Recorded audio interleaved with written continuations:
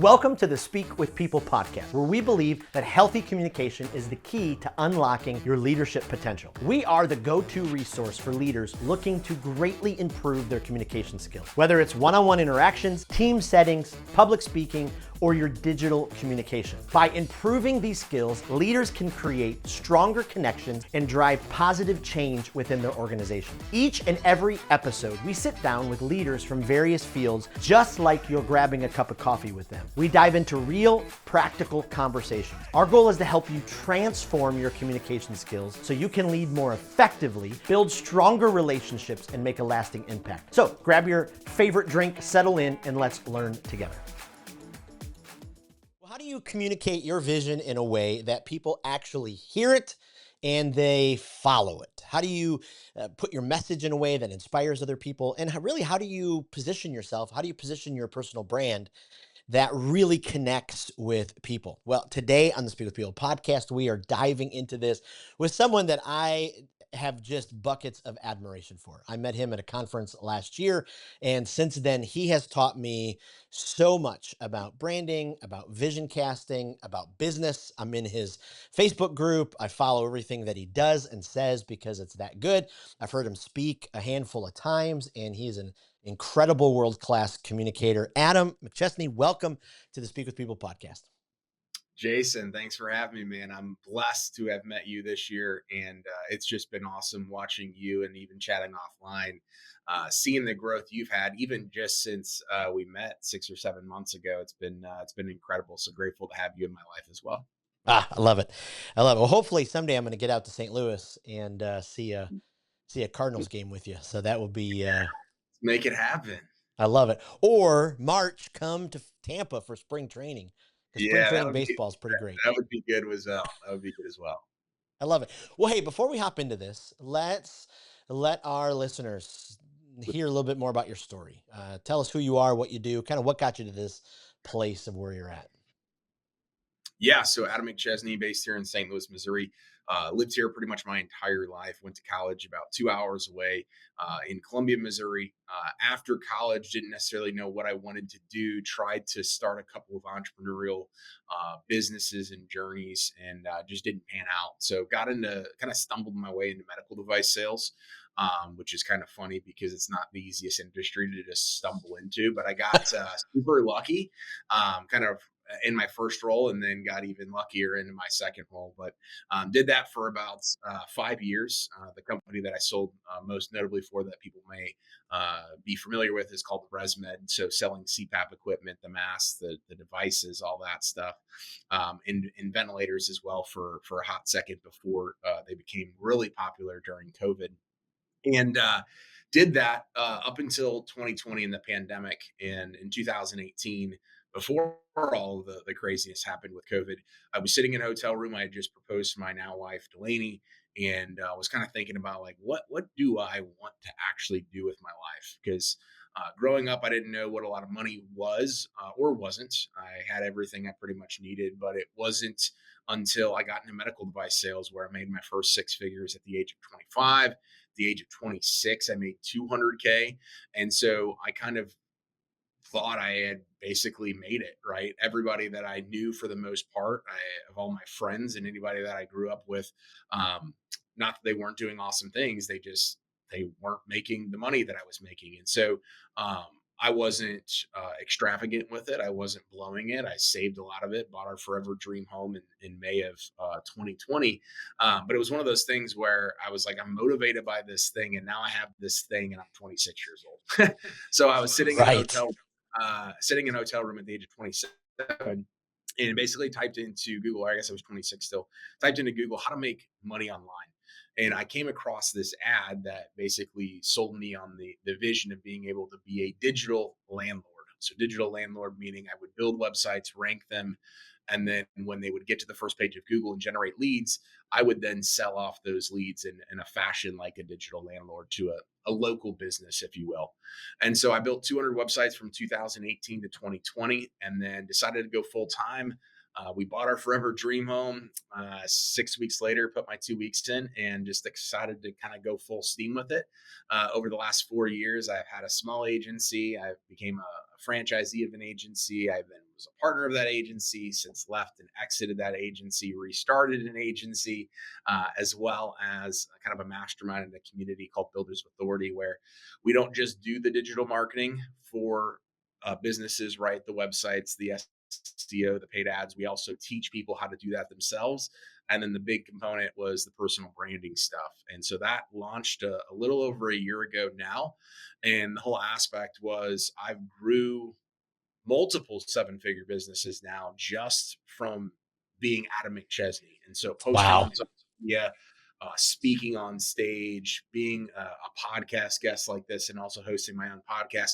Personal branding encompasses like 1,700 different things, right? And so people, are like, "Hey, Adam, can you teach me how to do this?" So I started just doing it for free, and then turned it in and monetized it inside of our community. Get out. Get out. 26 years old. That's a decent wage at 26. It is.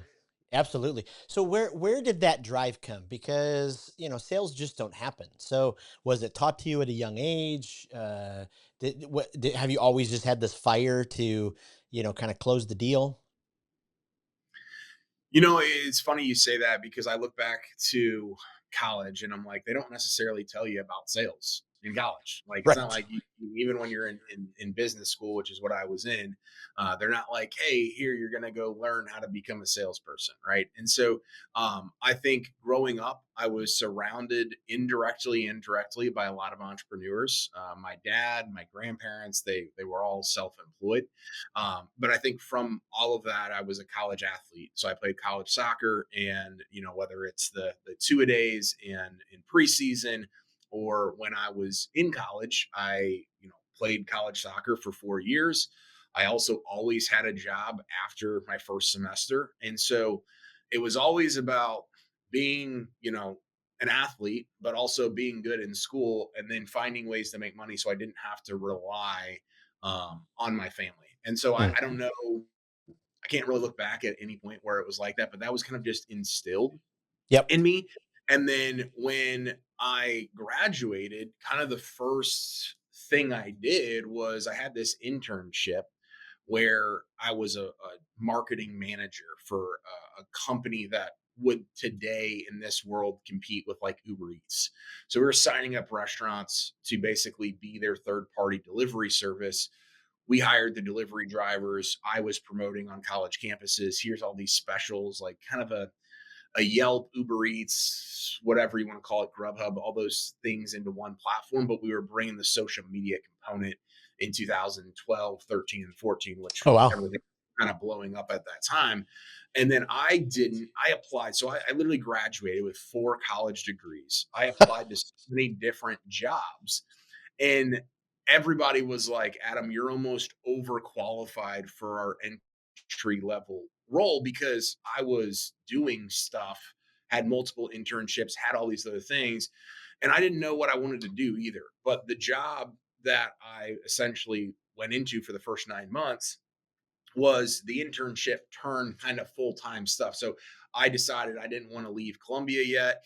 And they basically said, hey, Adam, we're going to pay you to be a full-time employee in this organization. And we didn't really talk about jobs and responsibilities and all that stuff, but they were paying me, willing to pay me more than I was getting offered to go do some stupid odd end job. So I'm like, what's the worst that could happen? Well, turns out they basically turned me into a salesperson. And Mm. so in situation, I kind of cut my teeth there. Um, Made okay money, but I just got told no like over and over and over again. And I kind of turned it into a game. And so Mm. that kind of sparked my fire to be like, hey, this is interesting. I can make more money if I do better in sales than I would if I was just working behind a desk. Wow. Okay. So that's a perfect segue then. So I mean, one, it takes a lot to be turned down and given the no and then the keep driving. So what did you learn about communication during that season? How did you every no did you keep making tweaks? Did you keep working on the pitch? Did you keep studying people? Were there some factors during that time where you learned you went I mean you had like an MBA just in communication with all of that experience? Yeah. I would say it's definitely like understanding people. right? And I've even now understood this on the other side now, with the authority now selling my own business and selling my digital marketing services and personal branding. When you have authority versus when you don't have authority, and I definitely didn't have authority right out of college, you almost have to read people completely different. Like some people in the early going, for the most part, are going to tell you no because they just don't want to talk to you. Like you don't have the authority to walk in there and cold call them. So I was doing a lot of cold calling. Right now, most of my stuff is inbound. So it's almost trying to figure out and communicate with people based on their interest or lack thereof in working with you. And so I just got really good at solution selling. And that played even a bigger role in medical device sales. Is when someone says no, there's a massive underlying reason or sets of reasons as to why they're doing it. And I think so often, especially in the early going, I took no as like, okay. And then I just went back and I was like, oh my gosh, this guy told me no. My first mentor right out of college, that was my boss at the time, still a good friend of mine. He was really, really good at sales. Not the overarching, like loud, like, oh my gosh, he's gonna go and hound you, but he challenged me ever since. Well, why did they say no? And then I started to realize, like, oh, I didn't even really ask. And so I got really good at diving deeper with people. Well, like, why are you saying no? Do you just not want this service at all? Is it you don't like me? You don't like our company? And I think so often that's where people just walk away and then never really analyze it. And it's obviously very similar to when you give a talk. Like you can just give a talk and then you can just go back and say, okay, maybe I did good, maybe I didn't do good. But if you're not analyzing the situation and adjusting and getting feedback and Mm, figuring out what you could have done differently and better, you're just probably going to be at that same pace over and over and over again. wow. Wow. Yeah, absolutely. So when it comes to, your personal brand, I mean, you spend a lot of time talking about it. I've sat now, I think, in three different talks of yours, and I've kind of listened. I'm kind of learning from your Facebook group. You've got your brand right behind you. When did Builders of Authority start to come, to fruition? You just kind of, I think you set us up a little bit there with, getting that authority. But how did the passion for personal branding really take, foot in your leadership? Yeah. So back in August of 2020 is when my personal branding journey kind of started. So I went full time in July 2020. And I'm sitting here thinking that I'm just going to be the greatest salesperson ever with digital marketing because I was really good at the skill set and I had medical device sales. So I'm like, why wouldn't people buy it from me? And so in July 2020, I had this massive plan where I'm like, all right, now I have, I was making like $10,000 a month in the business, but of course, most of it was going out to expenses. And so I didn't really know how to run a business, but I'm like, all right, if I have 40 hours a week minimum to now just focus on this, I'm going to crush it.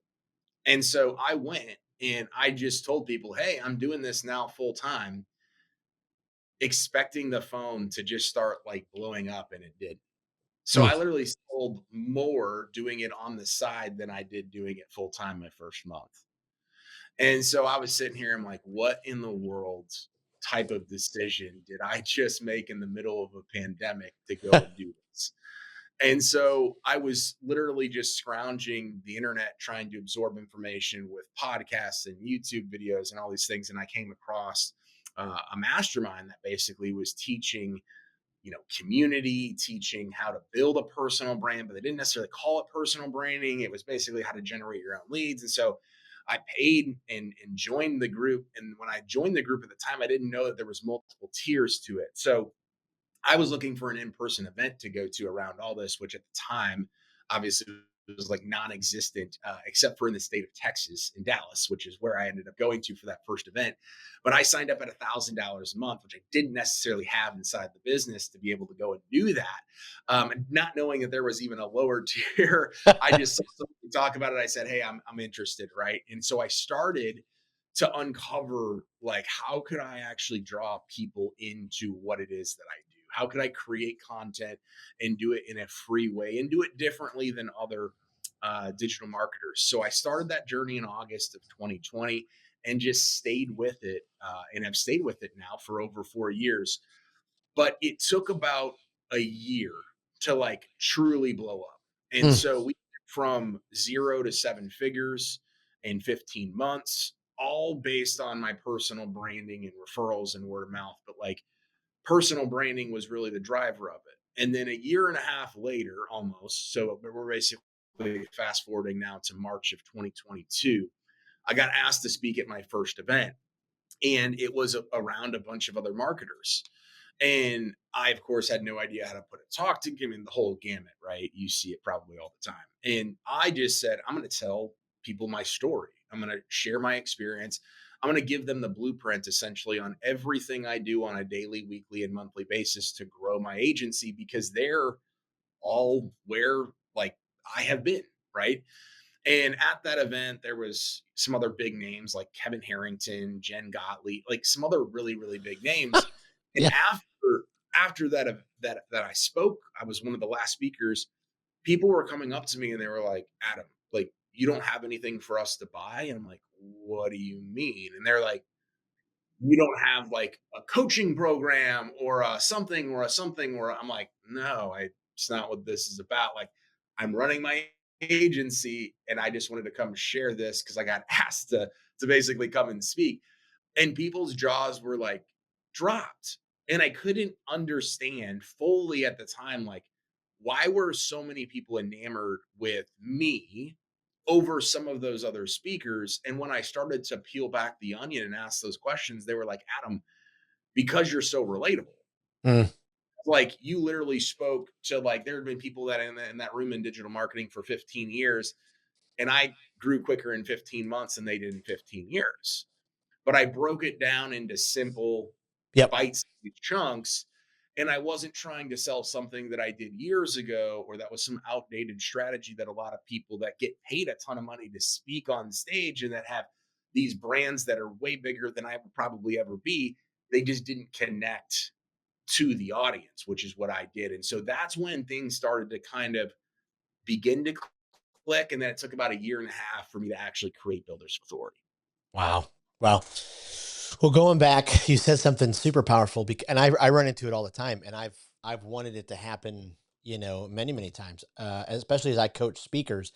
So many speakers just want this to magically ring, like, hey, I'm a speaker now. They put up their website, and they're just like, okay, the phone's just gonna ring now, Yeah. and that's not how it works. Like, Mm. unless maybe you climb Mount Everest, backwards, people are probably gonna, call you, but you've got to be out there, getting the phone to ring. So for someone, brand new to this, walk them through a couple of the first steps that you would do, with digital marketing, SEO, just trying to get the, with all the noise out there, trying to get the interwebs to pay attention to them, so they get some of those inbound leads that you were talking about.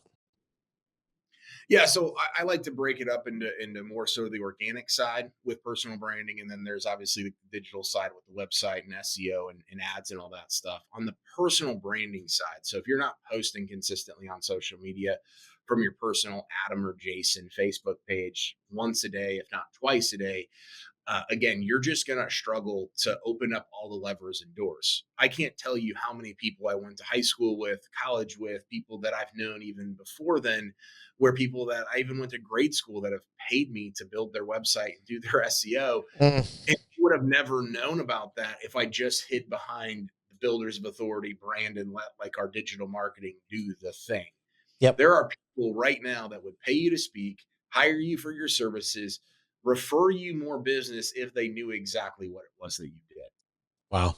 So often people are like, well, I don't necessarily know if I want to like share what I have going on and doing all that stuff because all I have right now on my Facebook is friends and family. And that's what I had when I first got started 4.5 years ago. And that's what helped kind of jumpstart the engine. Now, it's not the forever thing. You only have so many friends and family that are going to actually be an okay client because that's a whole other piece of conversation is they're always not Right. the best, but they can also introduce you to some of the right people as well. You have to start adding more of the right people into your ecosystem, whether that's by going to events where you and I met or just being in similar Facebook groups where we all meet some of the same people because we're active there.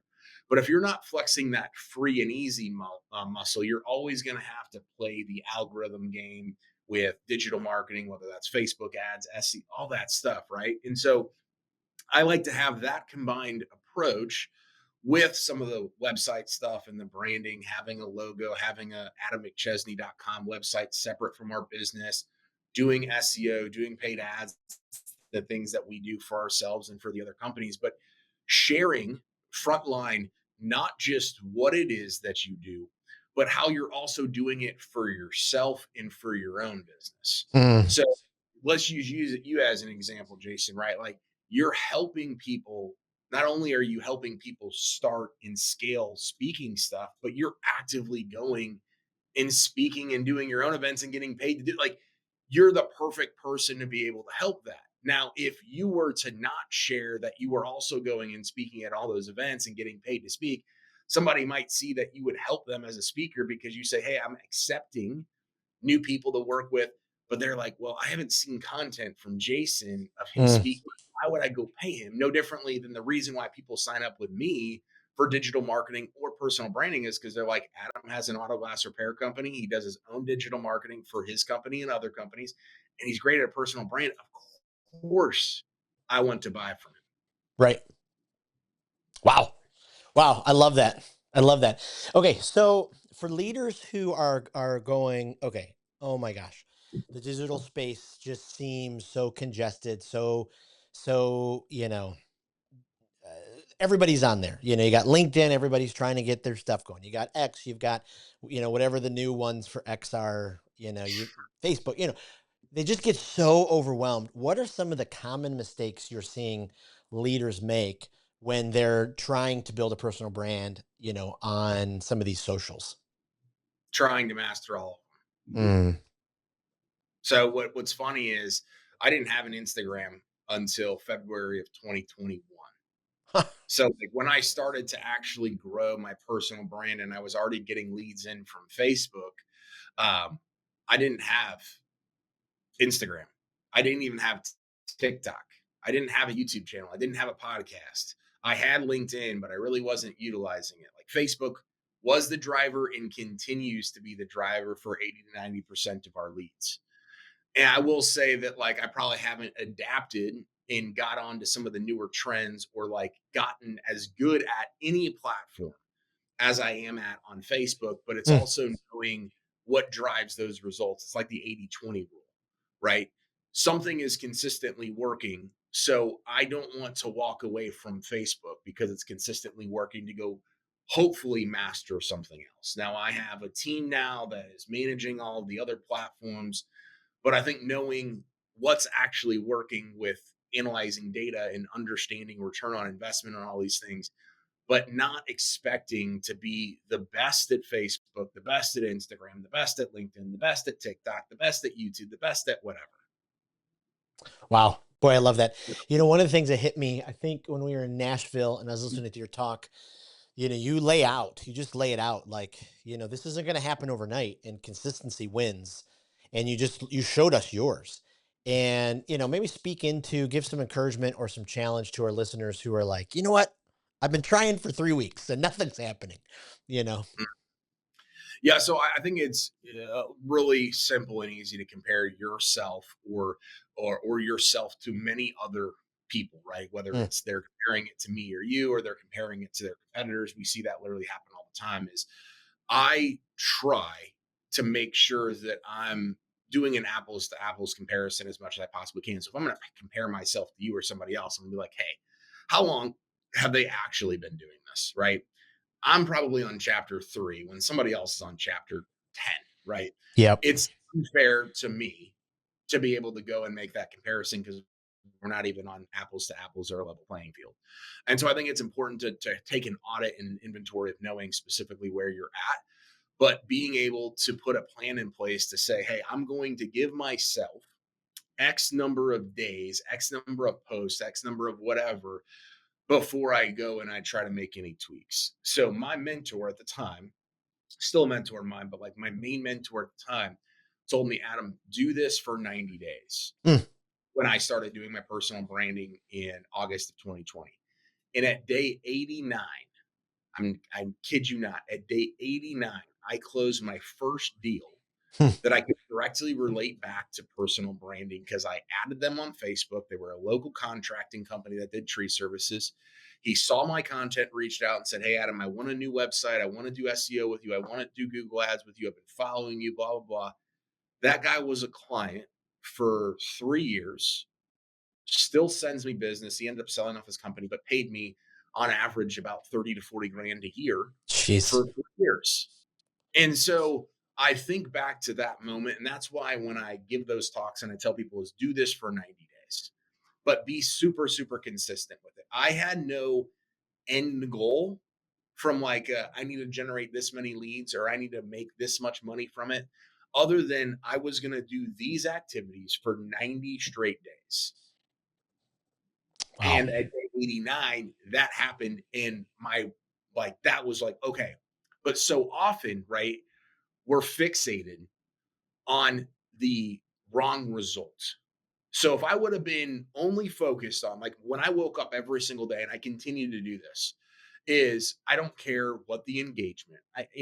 Obviously we all care, but like I'm going to post at least once a day. That's a win for me. Yep. Now, most people look at it is if I don't get a lead in or I don't get a sale in, then I lost. I can only control the output, right? Or I don't know if it's input or not. I can only control the variable of me posting. I can't control today whether it's going to click and generate me a lead or a sale, but that relies on somebody else. So I have to can control what I can control, and I did that over those 90 days. Whereas most people are like, well, I'm at day 30. I know Adam said to give it 90, but Yeah. I haven't gotten a sale yet. I haven't really gotten very many leads. They're not looking at that they just posted for 30 straight days. Right. And they may need to go continue to do that in order to get what it is they're looking for in return. Wow. Wow. That's just complete gold. Uh, yeah. Boy, just complete gold. I find myself struggling the seasons that I don't do the best personally to take care of myself, and I travel a ton, and then trying to, especially when I get back, like this fall I had like 2 or 3 8 9 day trips. You get back and you're like, okay, you just kind of that mushy feeling, and then that's where like my consistency. And so now I'm thinking through, okay, how can I keep that consistent? Because especially when I'm speaking at events, I'm traveling.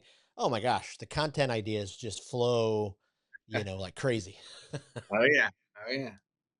I love that. So, speak to us to our second. I wanted to ask you. This is where my older brain is coming into existence for a second. But when it comes to SEO, are there some of us who are, we're trying to make sure our business kind of gets dinged, from time to time. Are there a couple of insider tricks that you can teach us, or a couple of steps, or maybe not even tricks or steps, but just, hey, make sure you're doing these. You make sure you're doing these things for your SEO for your Mm. own websites. Yeah. So the bigger overarching aspect, like the lower hanging fruit, is your Google business profile, getting reviews, posting to that consistently as if it was a social media platform. Like that's all elementary, standard stuff, right? That will help regardless if you have a website or a good website with good SEO. Where everything kind of comes full circle and where we win for our own businesses and for our own clients is adding a bunch of content to the website. And so you got to think about your website as if it was a gym routine or eating healthy or just doing literally anything, taking medicine every single day. And so, whether that's adding new pages to your website or writing a blog or doing any of those different aspects, having a specific page on your website to meet the intent behind the search is where most people cut corners, where people just say that's too expensive, and or they just don't go that in depth in a strategy if you're working with a marketing company. And so, Yep. what I would mean by that is like a good example is we're redesigning our website at Builders of Authority now as we've relaunched the agency and doing all that stuff. We work with a lot of contractors. We also work with some nationwide companies and things like that. If I'm trying to attract a roofing company that wants a roofing specific SEO strategy, if I have a roofing company SEO page on my website, so buildauthority.co/roofing/SEO, if I have that on my website, that's going to rank so much more effectively, Mm. short term and long term, than if I just have an SEO website, an SEO landing page. And then on that landing page, it says, hey, I also work with roofers, contractors, tree service companies, etc. By having a specific dedicated page to the specific search or the ideal client behind that, that's going to do wonders. And most people just want to do the SEO page, or they just want to do the roofing digital marketing page. They don't want to go in the weeds to match intent from start to finish. Okay. Man, that's huge. That's huge. Okay, a couple more questions. I don't want to take too much of your time, but have you dealt with trolls? I mean, you post a lot. You've got lots of comments, all that kind of stuff. Have you ever dealt with one that like just rattled you, or have you ever been good with the trolls? Talk to us about that for a second. Man, that's a really good question. And I'll say for the first couple of years, I didn't necessarily have it happen directly online. It was mostly like friends and family being like, who does this guy, think he is? Right. Like Yes.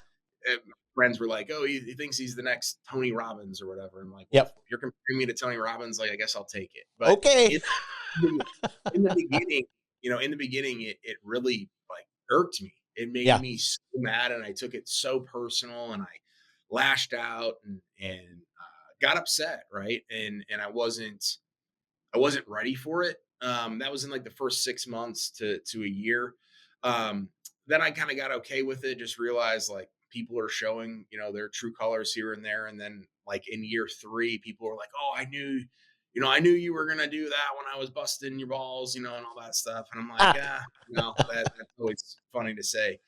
But over the last like year and a half, as I've really started to like, I guess, get more eyeballs, and maybe I didn't even notice I was getting more eyeballs from like who was paying attention, is I've seen people take what I've said, online, and then go share their thoughts on it or write comments about it, and not necessarily trolling in the direct way of being like, "Oh, you're an idiot," but just Yeah. trying to leverage what I've already done and go skew basically what I was saying. And so I've seen that, and then I've also seen it offline where people are like, "So and so saying this," and again, I've kind of just gotten recently throughout this year as a whole. I've exited a company. I've for the most part just like said, "Hey, I'm not even going to share what my side of the story is because everybody else is sharing their." Is kind of just developing a mindset of just a thicker skin of being like, man, like I can't control that. I have enough reputation and authority, and the people that actually like know who I am, and I can only like change people's opinions so much. But if they have this opinion, I can't change it, right? And so whether it's one post or just their you know impression of me, like it's really hard. I mean, and you can attest to this as well, but it's really hard to like fake who you are online and then meet somebody at multiple events and then be the same person, and then have other people say, "Well, they're not that person they are online, and they're not that person that they are in person, even though they were that same person."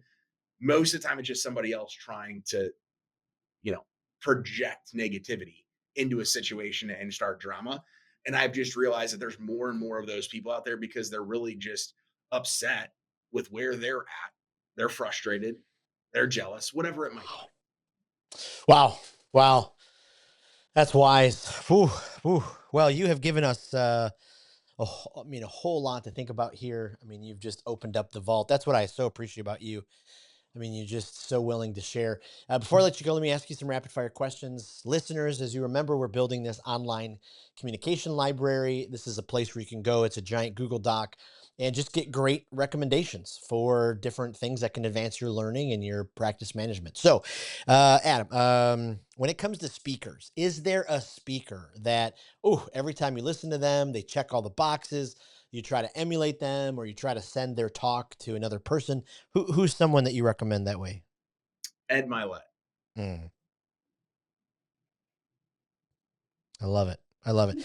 If you're a podcast listener, is there a guilty pleasure, a leadership development one that, time and time again, you keep coming back and you've got to send that one off to other people? Andy Frisella. Oh, what's his expertise? It's the first time I'm hearing about this one. So it's called the Hard AF. So it's more like mindset, entrepreneurship. They have 3 or 4 episodes that they put out every single week. Oh, I love it. Okay, last one. If there's a book that you're like, hey, you've got to read this book, if it's only one, what's a book you recommend? Buy Back Your Time by Dan Martell. I love it. I love it. Where can our listeners go to find out more about you? How can they get more information about what you do? Yeah, so you can go to AdamMcChesney.com. You can also go and find me on Facebook. It's going to be the place where I'm probably most accessible. You'll see me with the red AM logo on there, and you can join our free Facebook by going and just typing in Builders of Authority. I love it. And we'll put that in podcast notes. We'll put it in our weekly email and in our Facebook group. So we get as many people learning from you as possible. I can't thank you enough. It's always a blast interviewing any leader on a podcast, but when it's someone you know and admire, it means just a step more. So really appreciate you taking the time to pour into our community. Thanks for having me, man. Thank you for listening to the Speak with People podcast, where we believe that healthy communication is the key to unlocking your leadership potential. Thank you for leaving a review on Apple Podcasts or Spotify. And thank you for every like and every comment. Every single time you cut and copy a link and send it to a coworker or a friend, it absolutely means the world, and it helps each other transform our communication skills. Lastly, don't forget about a great resource that's available to you, our communication skills library. At the end of every episode, we ask each guest their favorite speaker, their favorite podcast, their favorite book, and we've compiled all of those resources together to give you an amazing library to continue your growth and development. Thank you again for being a listener and for being a part of the Speak with People community.